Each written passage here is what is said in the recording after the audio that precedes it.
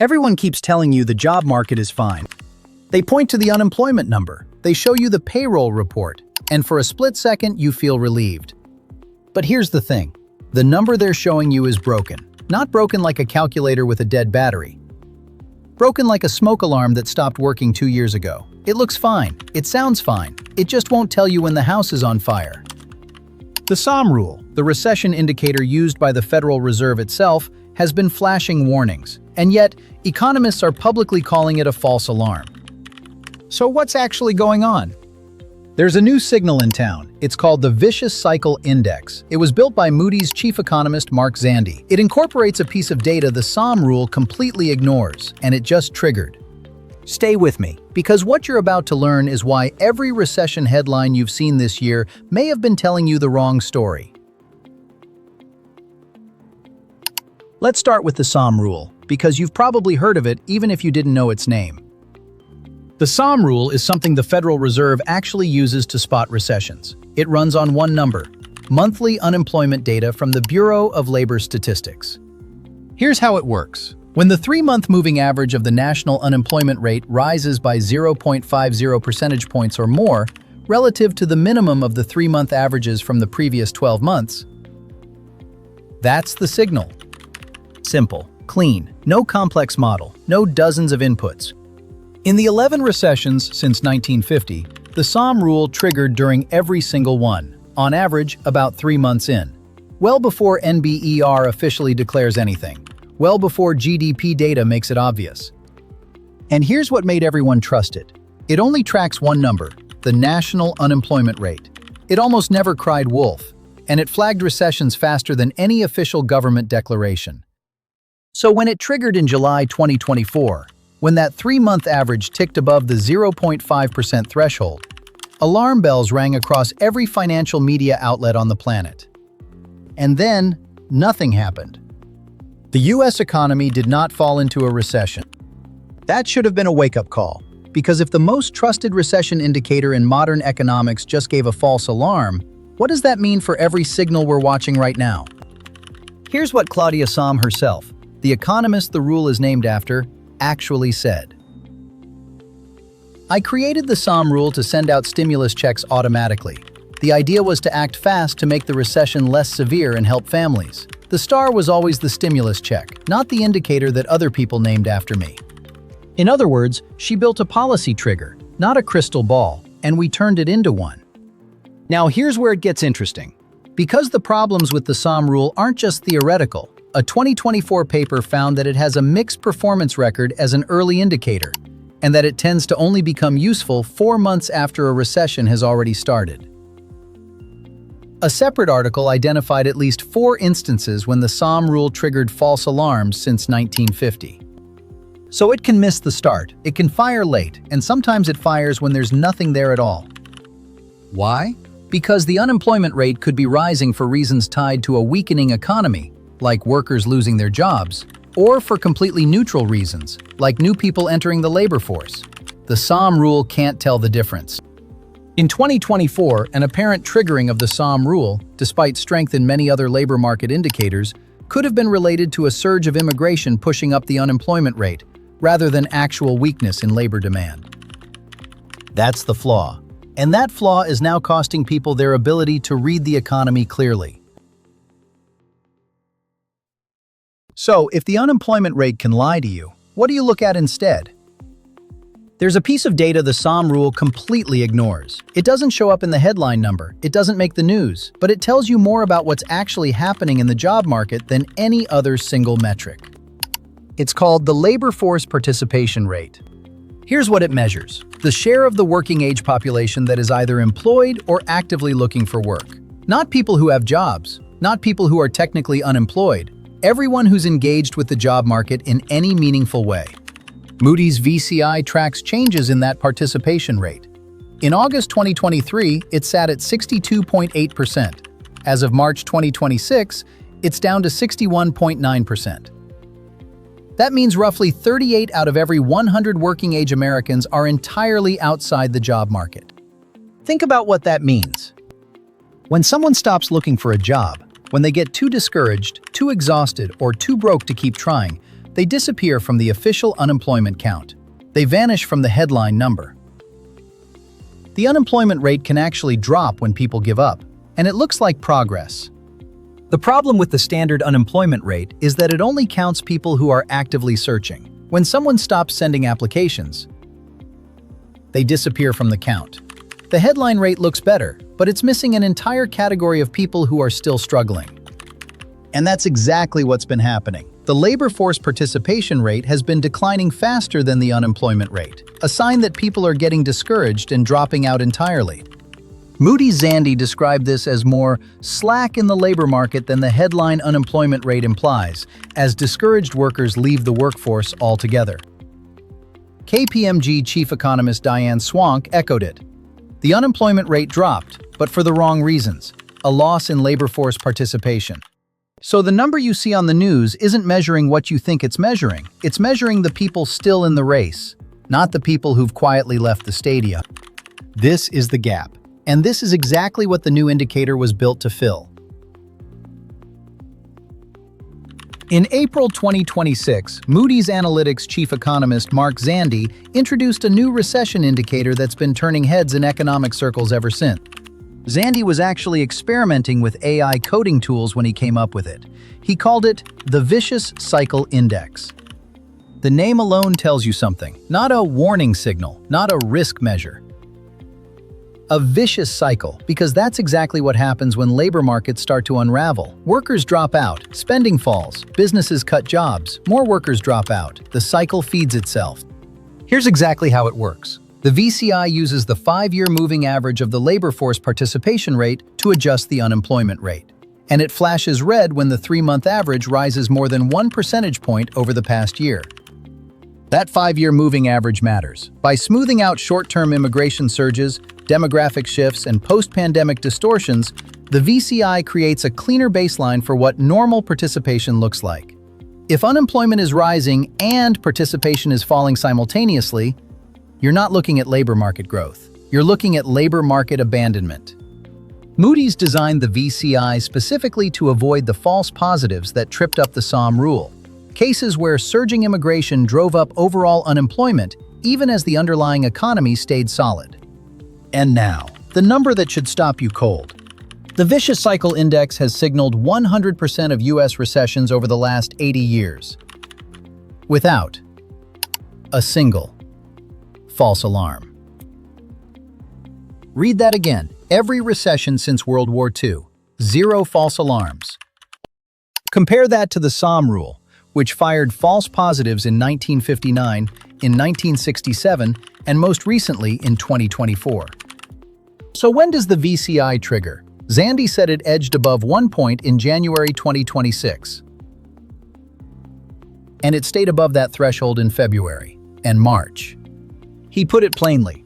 Recession risks thus remain uncomfortably high, with close to even odds of a downturn in the coming year. Now, to be fair, Zandi's been upfront about the limitations.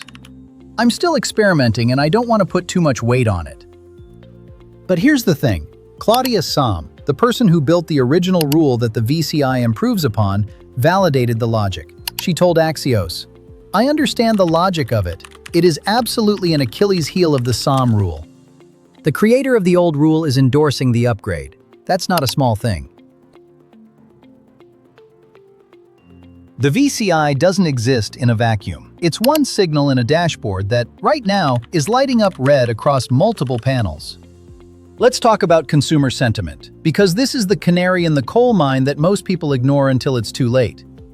The University of Michigan's final consumer sentiment reading for April, 49.8. The lowest level ever recorded. Records going back to 1952. Not the lowest since 2008. Not the lowest since the pandemic. The lowest ever. Sentiment dropped from 53.3 in March, and it declined across all demographics, regardless of political affiliation, income, age, or education. This isn't a partisan data point. Every group is scared, and when every group is scared simultaneously, they do the same thing. They stop spending. On top of that, consumers' expectations for inflation over the next year surged to 4.8%, up from 3.8% in March. Steep drops in both current conditions and expectations for the future. Now pair that with what's happening in the job market. In 2025, the US economy added just 181,000 jobs for the full year, nearly flat. And if you take out healthcare, the only sector still consistently adding jobs, the rest of the economy has been shedding them, as Zandi put it.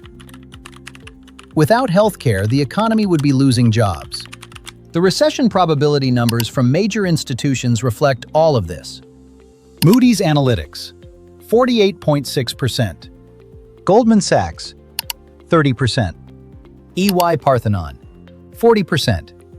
Three of the most respected forecasting institutions in the world. Near coin flip odds on a US recession. That's not fear-mongering, that's math. Here's who's actually watching these signals, and it's not just data nerds on financial Twitter. Ray Dalio built Bridgewater Associates. He called 2008. And right now, he's publicly sounding alarms about this exact economic window. He told NBC's Meet the Press, "Right now, we are at a decision-making point, and very close to a recession. And I'm worried about something worse than a recession if this isn't handled well." On a recent episode of Professor G Markets, Dalio framed the stretch between the 2026 midterms and the 2028 presidential election as a particularly vulnerable window. His thesis rests on three converging threats: a deteriorating monetary situation, declining global demand for US debt, and escalating international conflict. He put his fiscal concerns in plain terms. The US government spends $7 trillion. It takes in about $5 trillion. So it's 40% overspending. That gap has to be financed in the bond market, and the bond market has a tone problem. Here's the pattern that should worry you. Consumer sentiment, all-time low. Labor force participation, lowest since October 2021. The VCI, triggered and stayed triggered for 3 consecutive months. Recession probability at Moody's, nearly 50%. And one of the most credible voices in global finance calling this a decision-making point. When signals stack like this, the question isn't whether any individual indicator is perfect. The question is, when this many imperfect signals are all pointing in the same direction, at what point do you stop calling it noise? So let's be practical, because the goal here isn't to make you panic. Panic is the worst thing you can bring to a financial decision. The goal is to make you prepared. The VCI is telling you something specific. It's telling you the headline employment numbers are misleading. It's telling you participation is falling, which means more people are being pushed out of the economic conversation entirely. And it's telling you that when this combination of signals has historically appeared, the economy has always, without exception, been in or about to enter a hard landing. Here's what that means concretely. If you have high-risk, concentrated positions, this is the environment where diversification stops being optional and starts being survival. The people who came out ahead in 2008 weren't the ones who predicted the exact bottom. They were the ones who weren't exposed to catastrophic downside going in. If you're in business, know your cash runway. Consumer sentiment at record lows means discretionary spending is the first thing to go. If your product or service isn't essential, model out what your revenue looks like if consumer spending contracts even 10%. And if you're watching your employment situation, your industry, your company, your role, understand what the participation data is actually showing. The headline unemployment rate looks decent, but the real story is the number of people quietly exiting the workforce. That trend doesn't reverse fast. It deepens slowly, then all at once. Mark Zandi said the US economy is now very fragile, teetering on the edge of a downturn. Very fragile. That's the language of a chief economist, not a doomsday blogger. That's calibrated professional language trying to tell you something without pushing you into panic. So don't panic. Prepare. The reason the Vicious Cycle Index carries so much weight isn't just its 2026 reading, it's its historical record. Zandi and his team built it on the Sahm Rule framework, which signals recession when the average unemployment rate over 3 months rises 0.5% above its 12-month low. The Sahm Rule has been highly accurate, correctly identifying nearly every recession since 1950, with only 2 false alarms. The VCI takes that foundation and removes those 2 false alarms entirely by adding the labor force participation layer. What you're left with is an indicator that, when it triggers, has never once triggered without a recession either already underway or arriving shortly after. This isn't a matter of interpretation, it's historical pattern recognition, and the pattern is saying, this is not a false alarm. The last time we saw this combination, unemployment ticking up while participation collapsed, consumer sentiment cratering, recession probabilities approaching 50%, and major forecasters warning of hard landings, we were heading into, or already inside, a significant economic contraction. The Sahm Rule was the old smoke alarm. It worked most of the time, but it missed the participation data. It missed the discouraged workers. It missed the part of the story that tells you whether people are leaving the job market because there are better opportunities or because there are none left. The VCI doesn't miss that. If this gave you a clearer picture of what's actually happening, hit the like button. It helps more people find this. And if you want this kind of breakdown every week, subscribe. New video dropping soon. So here's where we land. The Sahm Rule isn't broken because it was badly designed. It was brilliantly designed for a different era, with a different labor market, by someone who never intended it to be a crystal ball. The vicious cycle index isn't perfect either. Zandi himself told you that, but it is the most historically complete recession signal we currently have. And right now, it's triggered. The headline numbers are not the full story. The full story is in the participation rate. The full story is in the people who've stopped trying. Pay attention.